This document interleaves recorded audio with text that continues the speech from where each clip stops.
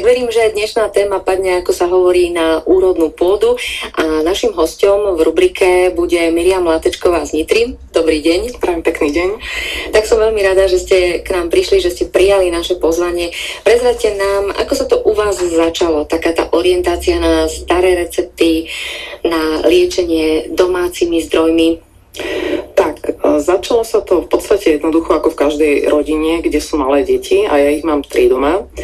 A ako to už býva, začína to obdobie škôlky a školy a deti jednoducho začínajú byť choré a keďže sa nám choroby neustále vracali, to určite všetky maminy poznajú, klasické soplíky a kašľanie, tak sme vystriedali niekoľko antibiotík, niekoľko liekov a niekoľko lekárov, až sme potom začali hľadať trošku iné alternatívne cesty liečenia.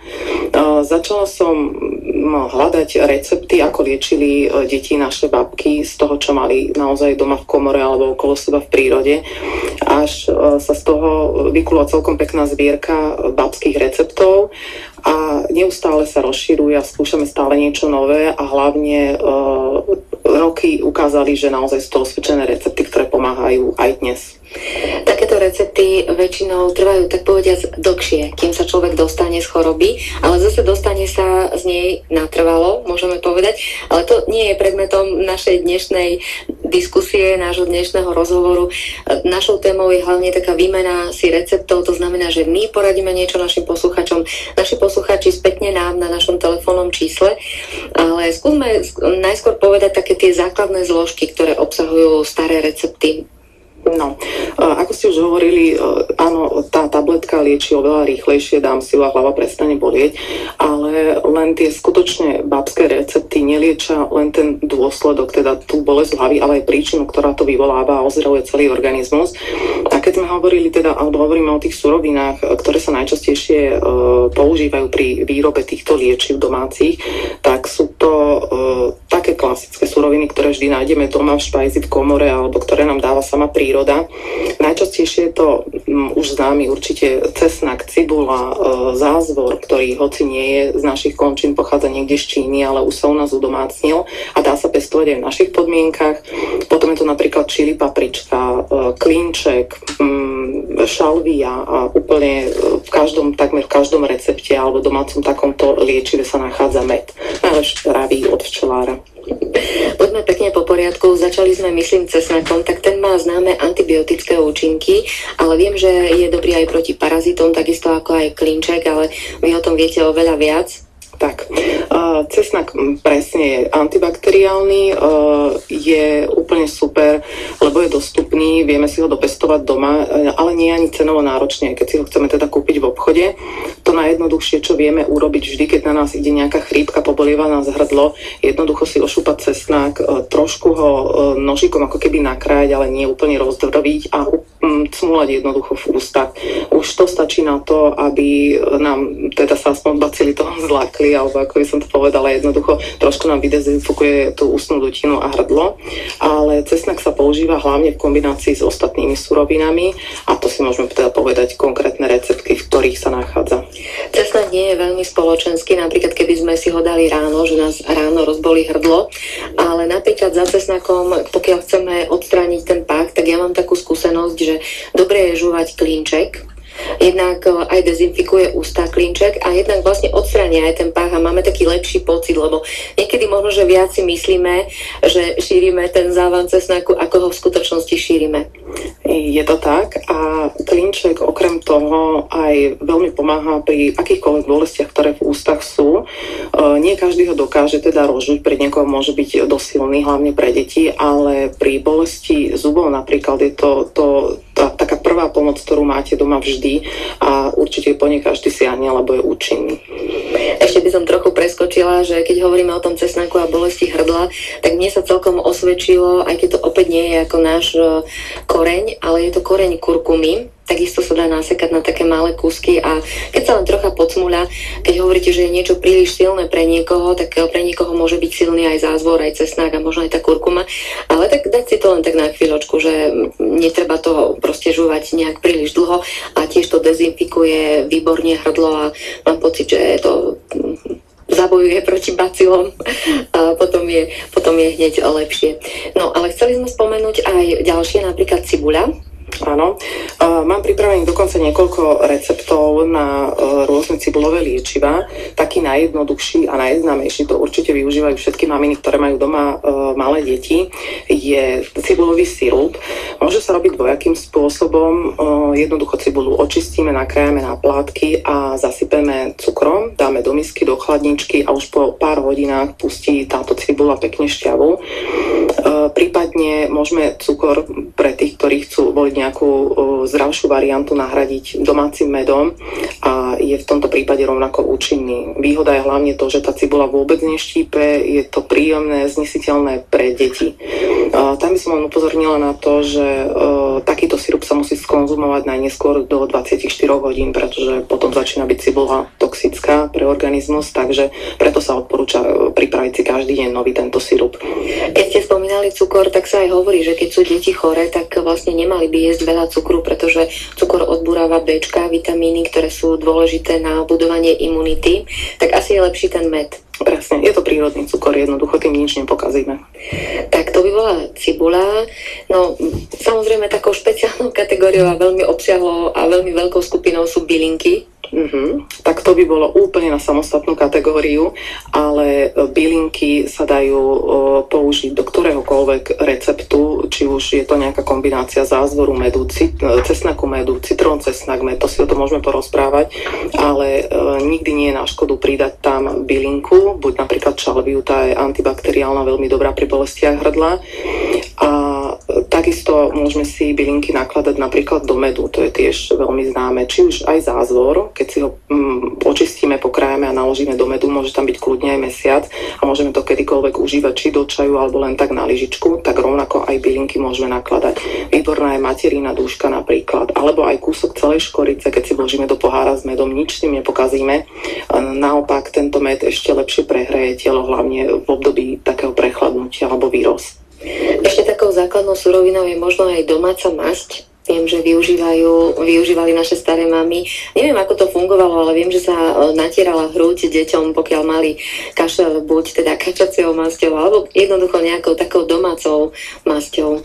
Áno, veľmi boli využívané aj takéto ingrediencie ako domáca masť, alebo práve krávské mlieko, tvaroh pravý. V dnešnej dobe už málo kedy, ale dokážeme siahnuť po takom skutočne kvalitnom tovare, preto hoci je veľa receptov napríklad s mliekom a medom, alebo medvedie mlieko sa volá, taký veľmi známy recept pri chrípke a prechladnutí. Pokiaľ nemáme čerstvé, kvalitné, dobré mlieko, tak asi z neho nedokážeme z toho receptu vyťažiť toľko zložiek. Podobne to aj s bravčovou masťou. A keď si sa na to pýtali, bol to jednoduchý recept, jednoducho pri ťažšom dýchaní sa natrela táto kačacia masť na hrudník alebo bravčová, prikrylo sa to trochu igelitom kúskom a zabalilo ešte do úteráka. Tak toto uľahčilo dýchanie. A tam išlo o detoxikáciu, alebo čo sa dialo vlastne pri tomto postupe? Ťažko povedať, ale účinný bol, pretože sa nám preniesol až do dnešnej doby a odporúča sa v mnohých knižkách alebo článkoch s domácimi liečivami. Ešte sme nespomenuli jednu takú zaujímavú a dôležitú ingredienciu, ale dnes sme si hovorili, že budeme hovoriť o nealkoholických receptoch najmä, ktoré môžu teda aj deti. Tak preto sme nespomenuli túto zložku, takže tých zložiek je viac. Spomínali sme aj zázvor, ale to už je troška taká cudzokrajina. Potom samozrejme do toho vstupujú aj klasické šípky, ktoré sú často zdrojom vitamínu C, rakitník rašetliakový, ktorý už tiež je známy na Slovensku, takisto aj arónia. Je toho jednoducho viac. Navrhujem, zahrajme si pesničku a po pesničke si už vymeníme niektoré recepty. Možno aj naši posluchači majú chuť nám jeden povedať. 048 41 42 153. I blame you for the moonlit sky and the dream I died with the eagle's flight. I blame you for the moonlit night when I wonder why I still try. Don't blame me for leaving satellites. Did we fly to the moon too soon? Did we squander the chance in the rush? of the race. The reason we chase is lost in romance. And still we try to justify the waste for a taste of man's greatest adventure. I blame you for the moonlit sky and the dream that died with the eagle's flight. I blame you for the moonlit night when I wonder why I stay still trying. Don't blame this sleeping satellite. Have we lost what it takes to advance? Have we peaked too soon? If the world is a dream, then why does it scream under a blue moon? We wonder why. If the earth sacrificed for a prize of its greatest treasure, I blame you for the moonlit sky and the dream that died with the eagle's flight. I blame you for the moonlit night when I wonder why I still try. Don't blame me at all.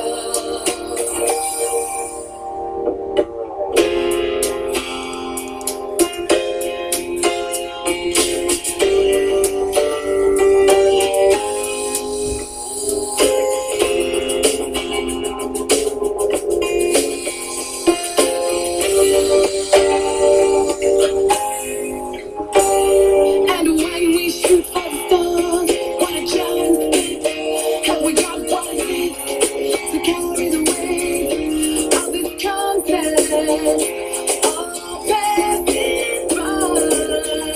by like a shot in the dark, just a mark with a sense of adventure. I blame you for the moonlit sky and the dream that died with the eagle's flight. I blame you for the moonlit night when I wonder why I still try. Don't blame me.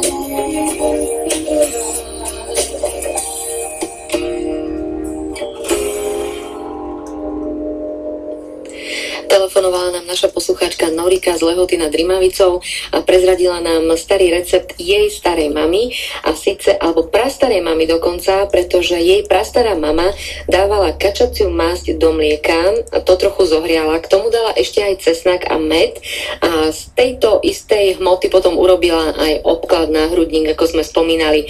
Tak Norika si spomína na to, že to veľmi nechutilo, ale že to bolo účinné. Možno aj vy máte takýto účinný recept. 048 41 42 153. Pozdravujeme našu posluchačku alebo posluchača. Dobrý deň. Dobrý deň, ja telefonujem z Banská Bystrica. Ja síce recept na chrypku neviem, ale viem zaručene 100% na sebe odskúšaný dlhodobo recept na kašel a na priedušky. Je to obyčajný čaj z materinej zúšky, klasicky pripravený 2 malé lyžičky drogy posekanej, nalejeme 2 deci vriacej vody, necháme 10 minút vyruhovať, sedíme a pijeme teplý 2-krát za deň. Je to osvedčené, zabere aj na ťažké kašle. Materizušku si môžeme buď nazbierať sami, usušíme, zdrhneme zo stoniek, uzavrieme do pohára, ale je dobré aj keď si kúpime v lekárni, podotýkam v lekárni, kde už to dostať proste posekané v sáčikoch a nezabudnime, že účinok všetkých týchto bylín je 1 rok.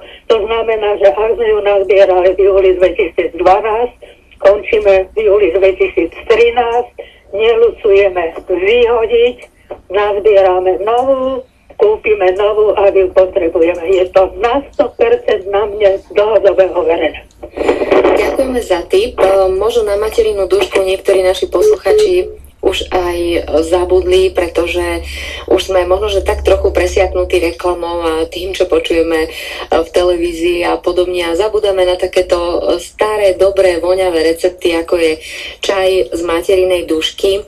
Je to naozaj tak, že ten účinok je len jednoročný? Tak áno, na to nám to tá príroda tak pripravila, že každý rok narastie tá rastlinka znovu a znovu. A je pravda, že naozaj tie najlepšie veci sú najjednoduchšie a každému z nás dostupné priamo z prírody. A keď nám to tá príroda dá rok čo rok, tak prečo by sme to nevyužili znovu a vždy čerstvé? Veď je to pre nás. Materiná duška, tak tam je aj viac druhov. Viem, že aj citrónová, že sú rôzne. Takže ak ktorákoľvek materiná duška je účinná? Áno, hlavne v poslednej dobe som aj ja zaznamenala veľký rozmach tej materinej dušky, hlavne čo sa týka odrôd, ako citrónová, jahodová, ako ste spomínali, mentolová. A je to veľmi náročná bylinka, v podstate v každej skálke, v každom kúte záhrady sa dá jednoducho dopestovať, dokonca na balkóne alebo v kvetináči. Naša poslucháčka sa mi páčila, že ešte k tomu pridala, že treba pri tom sedieť. To naozaj pre niektoré typy treba podotknúť, lebo dosť často si uvaríme ráno bylinkový čaj a popri tom beháme a tak. No, takže treba si posedieť dobre pri voňavom čaji z materinej dušky. Ale my sme takisto slúbili našim poslucháčom nejaké recepty. Ešte si vypočujeme ďalší recept našej poslucháča. Zdravíčko, počujeme sa? Áno, počujeme sa. Anna z Revúcej. Pani Janka, nech sa páči. Ja vám chcem povedať, mám na sebe vyskúšané, že liter vody, také 3-4 cibule tam rozrežem, tak na polky. A potom, keď to takých 20 minút sa povarí, tak dám tam majoránku, tak to trošku medzi prsty, dám tam majoránku, nech to prevre, odstavím to a keď je to také poloteplé, tak tam do toho med a to liter na deň vypijem a kašel prestane. Presne tak, to je známy cibulovo-majoránkový čaj, ktorý je tiež veľmi obľúbený a ako aj správne podotkla pani, tak ten med by sa mal dávať naozaj do vychladnutého čajíku alebo do akéhokoľvek nápoja, keď ho ideme dávať, pretože sa strácajú zbytočne tie dôležité látky z medu, keď sme zvyknutí a ponáhľame sa, nemáme čas a dáme med rýchlo do horúceho čaju. A taký jednoduchý test je, že stačí, keď ponoríme malíček do pohára s čajom, keď ho tam udržíme, tak tá teplota je na to vhodná, aby sme si tam medík dali, aby nám niečo aj priniesol. Je to teplota tela, takže 40 stupňov, alebo teda tých 36 stupňov zrejme. No aj polievka by mohla byť takáto dobrá cibuľová polievka, troška s majoránkou a možno by sme tam ešte dali trochu čili napríklad. Presne, to je jeden veľmi známy, o toto sa opiera jeden veľmi známy recept, volá sa židovský penicilín proti chrípke. Je zaručene účinný a výborný a jeho základ tvorí slepačia polievka, ktorú teda už naše maminy používali pri akomkoľvek ochorení od po opičnom stave až po klasické prechladnutie vždy. A ideálne je, keď sa do takéhoto asi 3 deci si zoberieme vývaru slepačieho a dáme si do neho čili nastruhaný zázvor, cesnak, cibulu, všetky tieto štiplavé ingrediencie. Je to dokonca chutné, ak to zvládneme vypiť, deti možno trošku horšie, ale dospelí určite vypotiť do postele a na druhý deň musíme byť ako rybka. Židovský penicilín, áno, takže všetko štiplavé ide do slepačieho vývaru. Áno. Čili, paprička, zázvor, tam ide aj cesnak. Aj cibula. Aj cibula dokonca. Alebo sa niekedy hovorí, že tam, kde ide cibula, tak tam už nemá ísť cesnak. No ale v mnohých receptoch sa to práve takto opakuje. Tak to bolo výborné, to bol židovský penicilín, vyskúšame. Ktoré sú ešte také základné, už rokmi, stáročiami osvedčené recepty? No určite, ako sme už spomínali, ten zázvor a jeho XY variant na rôzne spôsoby. Taký najčastejší je zázvorový čaj. Po zázvore v poslednej dobe dosť často ľudia siahajú, pretože je cenovo nenáročný, dostupný po celý rok, dokonca si ho vieme dopestovať doma v kvetináči a vieme si ho rozmnožovať. Dlho je skladný v chladničke, takže sa nám len tak nepokazí a nepotrebujeme každý deň ho kupovať čerstvý. No a najznámejší recept je zázvorový čajík, kedy jednoducho nastruháme zázvor očistený, stačia naozaj 2 čajové lížičky, zalejeme vriacou vodou a necháme 10-15 minút vyluhovať. Každý si už určí to množstvo sám, niekomu to môže byť štiplavé, niekomu ešte nestačí a do vychladnutého dáme med, citrón, toto môžeme popíjať celý deň, krásne to odviení človeka, hlavne v tomto období, keď máme pocit, že síce ani nesmrkáme, ani nekašleme, ale stále máme pocit, že musíme preglgať, že sme takí zahlienení, tak toto veľmi pekne prečistí dutiny a uľahčí nám dýchanie. Zrejme zázvor zrýchľuje aj metabolizmus a to je takisto veľmi dobré, pretože netoxikujeme telo tou potravou, ktorá zostáva ako keby v tráviacom trakte, ale naopak dobre pretravíme. Ja mám priateľov, ktorí keď prídu ku mne, tak si pýtajú do zázvorového čaju aj rozdrvený klinček. To normálne rozdrvím v mažiariku a ten jeden klinček im tam šupnem, keď to tak majú radi, keď im to tak chutí. A viem, že existuje aj taká zmes, ktorá sa volá, myslím, Adrak a tam sa pridáva zase mleté čierne korenie. Takisto zázvor, mleté čierne korenie a je z toho taký riadne silný, teda naozaj akože tuhý čaj a k tomu by som, teda poznám ešte taký recept, že sa vlastne človek celý natrie teplým olejom, zabalí sa do teplej deky a popíja k tomu tento zázvorový čaj a naozaj to prehriatie potom je ako maximálne a super, keď prídete aj vymrznutý z bežiek alebo proste prídete vymrznutý z odhadzovania snehu, tak to môžete takisto vyskúšať. Naši posluchači sa takisto k nám dobíjajú a chcú nám prezradiť svoje overené, osvedčené recepty a my už pozdravujeme niekoho. Zdravíčko, dobrý deň. Tak, to sa nám nepodarilo. 048 41 42 153. Opäť to skúsime, pozdravujeme. Tu je Rádio Regina, počujeme sa? Áno, počujeme. Nech sa páči. To je Anka z Banskej Bystrici. Chcela by som vám aj ja povedať radu. Anka, počúvame, zapisujeme si.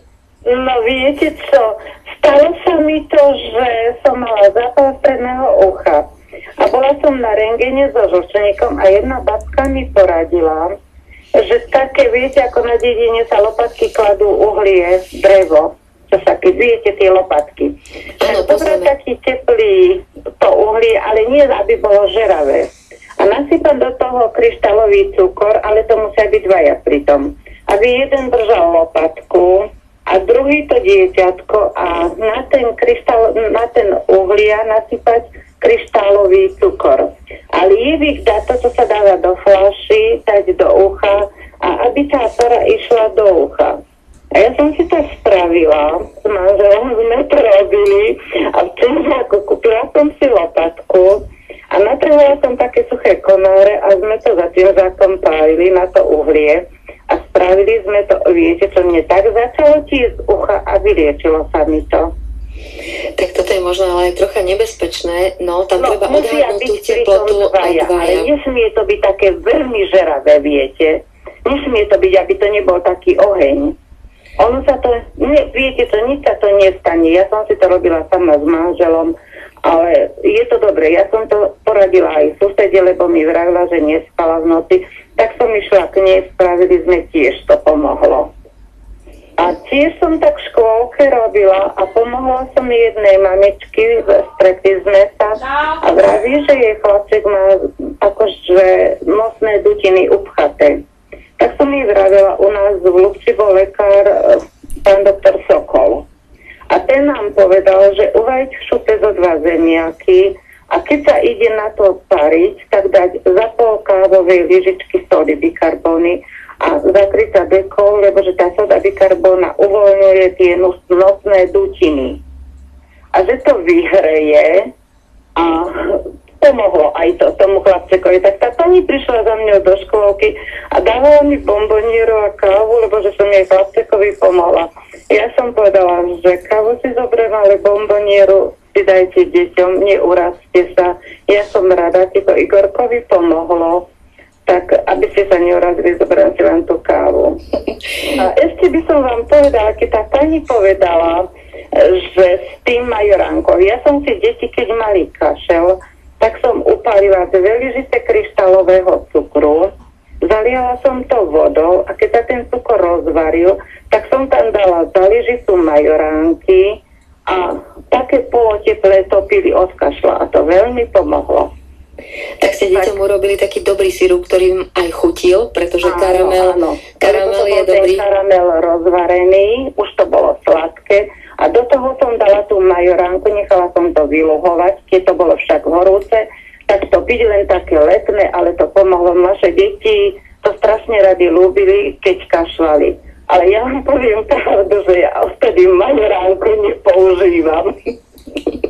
Áno, to sa niekedy môže stať, že keď si chceme niečo sprotiviť, tak si to môžeme dať práve vtedy, keď sme chorí. Lebo som to dávala pozor na to, kým sa to vyluhovalo, tak proste tú vôňu som dýchala ja a odtedy majoránku nepoužívam do žiadneho jedla.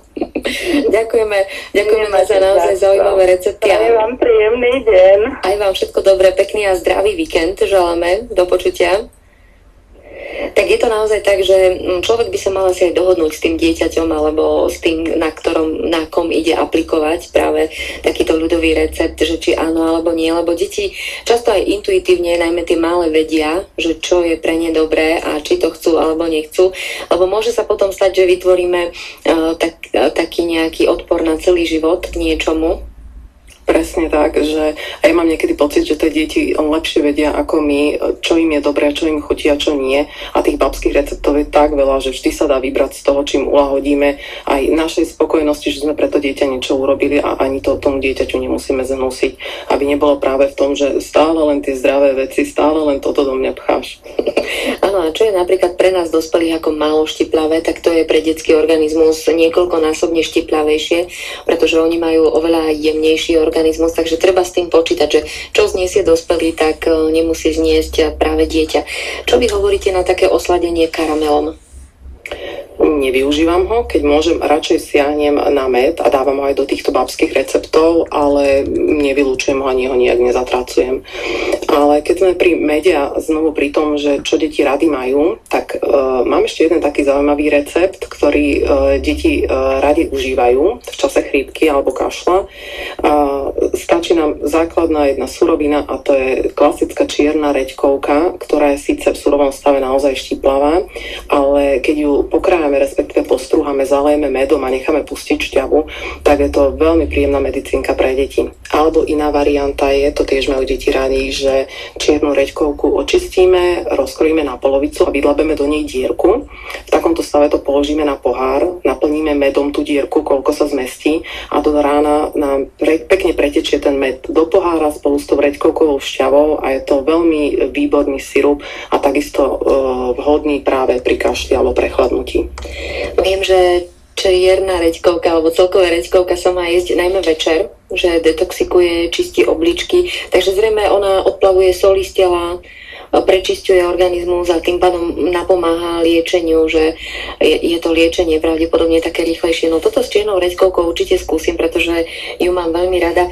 Čím by sa dalo ešte, keby sme nechceli použiť med, tak ako by sa dala získať šťava? Už len odšťavením, odšťavovačom? No, odšťavovačom alebo potom výrobou tinktúr, ale tam už musíme použiť lieh, prípadne nejakú domácu pálenku. Používa sa vždy iba biely alkohol, ale tie už potom nie sú vhodné pre deti.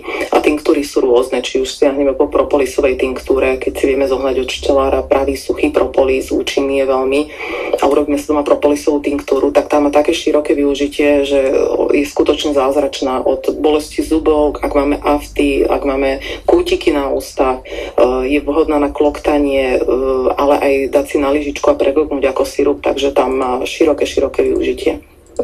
S touto čiernou reďkovkou ste ma prekvapili. Som zvedavá, že čím obohatí našu dnešnú reláciu naša ďalšia posluchačka alebo posluchač. Dobrý deň. Dobrý deň, to je vaša posluchačka Andreja. Ja by som najskôr chcela súhlasiť s vami s tým, čo ste spomínali, že deti ako z niečoho majú odpor. Ja som mala veľký odpor z cibuľového sirupu.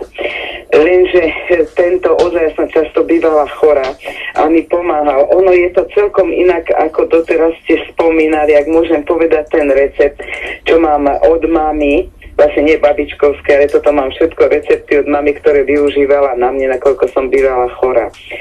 Ono, tento cibuľový, pol kila cibule olúpanej, ale porezať na viacerých miestach, dať do litra vody, potom pridať 8 dekov medu, 40 dekov kryštálového cukru a variť ale 3 až 4 hodiny.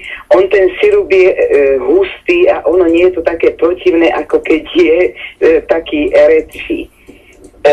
No a keď sa ako vychladí, tak sa užíva.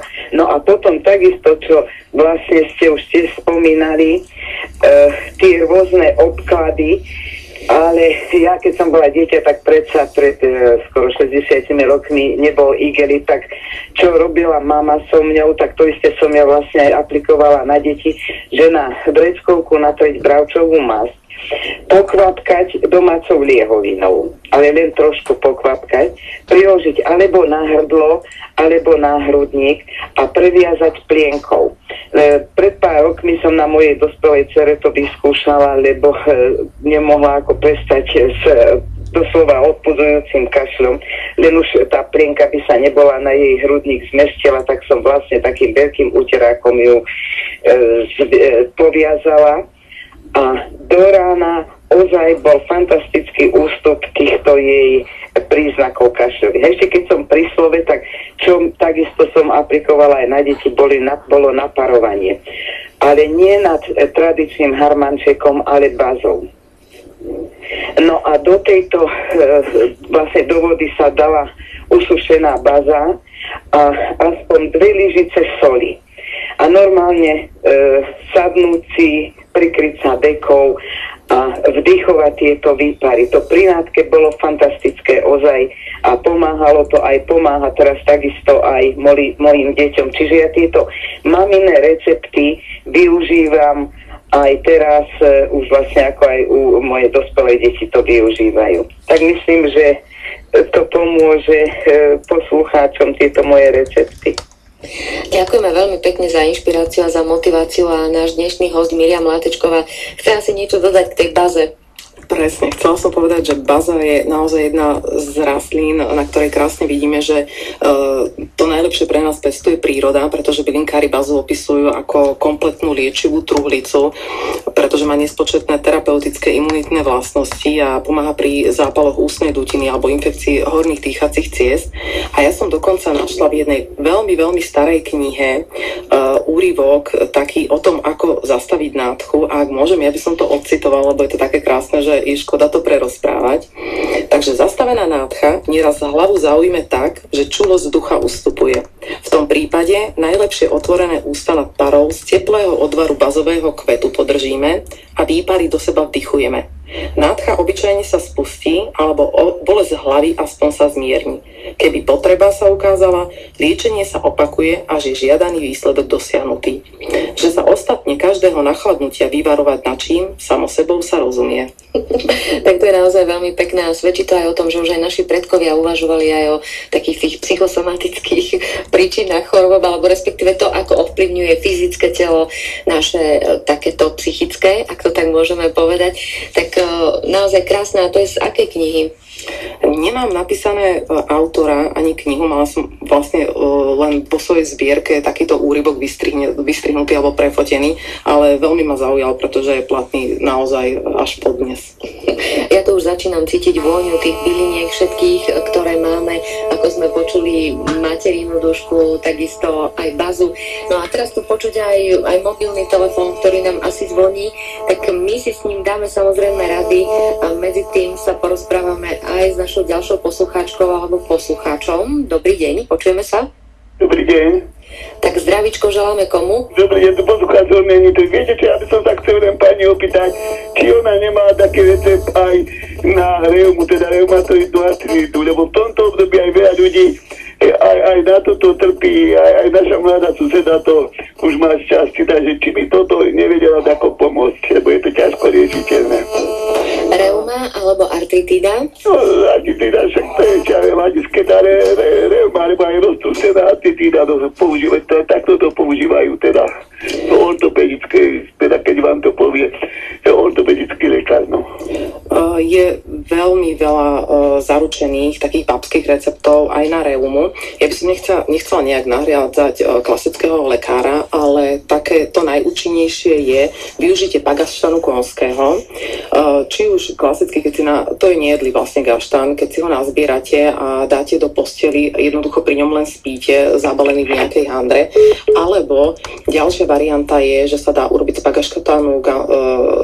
pagaštanu konského tinktúra, a to tak, že gaštany pokráte zhruba na štvrtiny, zalejete buď liehom alebo znovu nejakou domácou pálenkou, ideálne teda biely alkohol, hnedý sa nepoužíva na to, a necháte lúhovať aspoň 2-3 týždne, občas premiešate, zlejete a takouto tinktúrou sa potom potierajú nohy, hlavne v tom období, keď tá reuma tak viacej vyskočí alebo sú tie nohy bolestivejšie. Tak liekov proti reume ľudových je určite viacej a dnes sa venujeme najmä liekom z babičkinej záhrady, a to liekom proti kašľu a chrípke. Telefónne číslo k nám je 048 41 42 153. Pred malou chvíľou nám zvonil aj mobilný telefón, ale už je to za nami, takže ak máte chuť, tak nám môžete ešte zatelefonovať svoje dobré rady. Za všetky vaše dobré rady zatiaľ ďakujeme. Tak my sme už využili v podstate všetky základné súroviny, cibuľu, cesnak, takisto aj zázvor, spomínali sme med. Vy si pripravujete určite, predpokladám, takéto tinktúry počas leta a potom v zime ich užívate. Väčšinou to ľudia robia tak, že na spodku chladničky majú také tie svoje známe liečivá, domáce, rodinné. Aký je váš taký najobľúbenejší rodinný recept? Najobľúbenejší recept, ako na čo? Napríklad nakladáme laliu bielu, ktorá je na všetky odreniny, popáleniny, bodnutia hmyzom, ale musí to byť skutočne iba lalia biela, ktorá sa nakladá do alkoholu. S tým, že si pamätám, že moja babka ju mávala na okne vo veľkom pohári aj celý rok, skutočne, že ani ju nevyberala, vždy keď bolo treba, ju vytiahla a vtedy priložila na prst. Veľmi často siahame doma po tymianovom sirupe, ale ten nie je odložený v chladničke, ten sa pripravuje podľa potreby, keď to teda na nás príde nejaká chrípka. Ten je veľmi účinný a je podobný takým klasickým bylinkovým sirupom na vykašľavanie z lekárne, ale ten domáci je samozrejme bez konzervantov, preto by sa aj mal vždy pripravovať aktuálne, keď je to potrebné. A ten je jednoduchý, zmiešame vlastne len cukor s vodou a s tymianom, podľa potreby sami uvidíme, že čo je pre nás také priateľné. Necháme chvíľu povariť, scedíme, vznikne z toho taká lepkavá tekutina, ale veľmi príjemná na užívanie.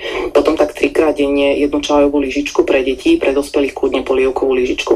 Ten je veľmi dobrý na vykašľavanie. To je taký top asi. A hlasivky, máte niečo aj na hlasivky? Ešte si premyslíte, skúsime pozdraviť našu posluchačku. Dobrý deň. Dobrý deň, tam je Rádio Regina?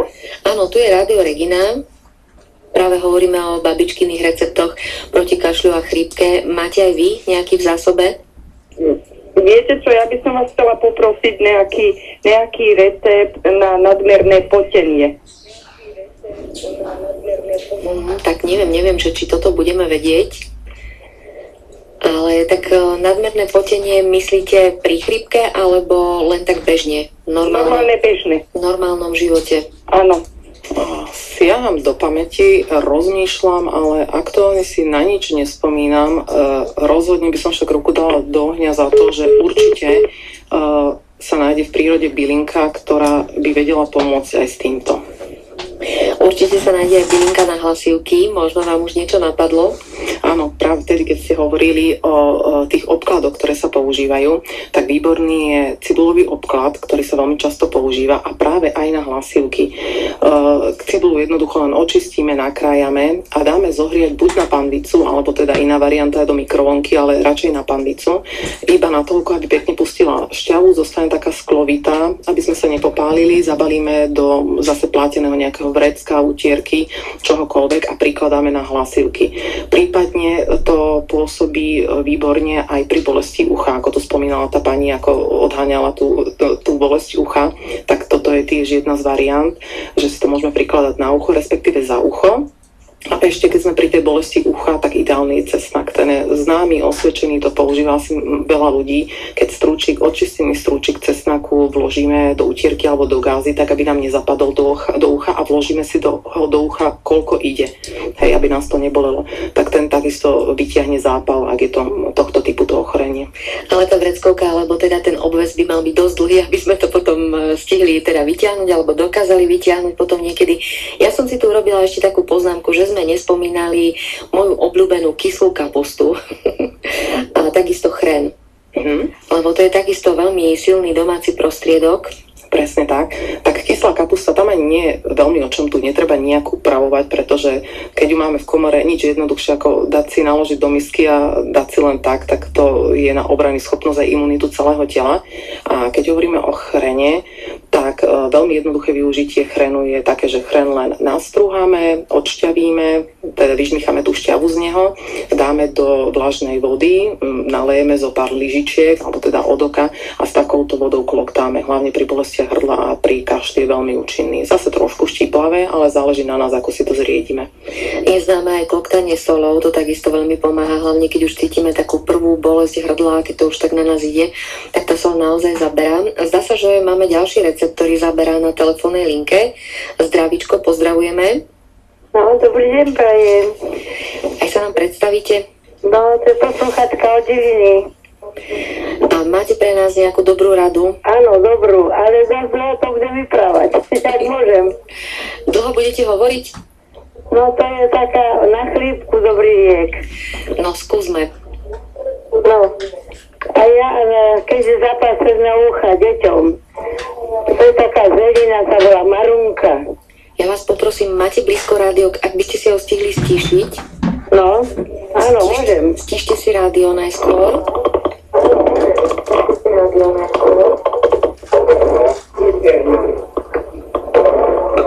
Ja zase ich nepočujem. Nebojte sa, počujete ma?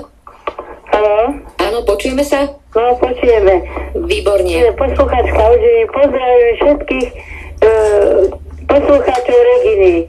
Aby som chcela povedať recept na to zápasné ucha. To je vyskúšaný recept, môže kdokoľvek používať. To je taká zelina, sa volá marunka. A tá zelina je takú voňu má ako kryzanteny. Neviem, či vám dobre vravím. No, zistíme si. Časika mi tu vrčí. Moment. A tento kvietoček potom do niečoho namočíme alebo uvaríme, Nie, viete čo? Tá zelina je zelená aj v zime. To je taká zelina ako kryzanteny, ale ona nevymrzne, ona je zelená aj v zime.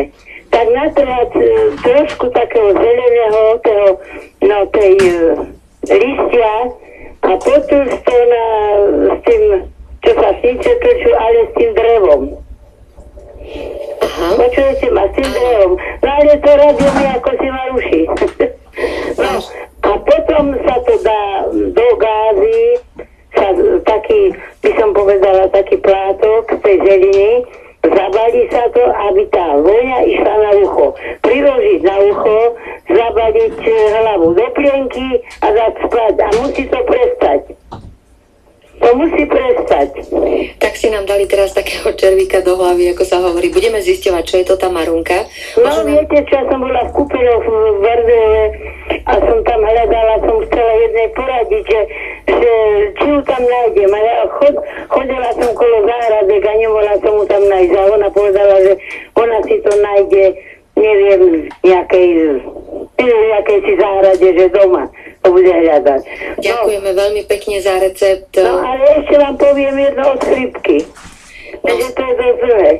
Viete čo, bohužiaľ už budeme musieť zahrať pesničku, pretože o 16. začína relácia Zahrajte mi túto a musí sa pripraviť aj moderátor tej relácie, aby sme sa stihli vystriedať. Dobre, bola by som vám to rada poradila. No dobre, druhý raz. Áno, druhý raz, presne to som chcela povedať. No. Určite sa tu ešte stretneme v takomto zložení. No, ďakujem za vypočutie mojej tejto receptíku. No, recept. No, ďakujem. Dovidenia. Majte sa krásne, pekný víkend.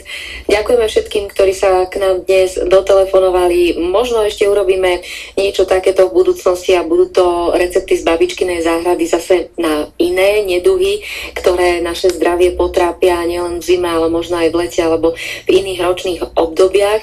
A našim hosťom dnes popoludní v piatkovej relácii Komu sa nelení bola Miriam Latečková z Nitry. Ďakujeme veľmi pekne za dobré rady. Ďakujem za pozvanie. A všetkým veľa zdravia, všetkým poslucháčom. Zostaňte s nami, zahrajte mi túto už o 16.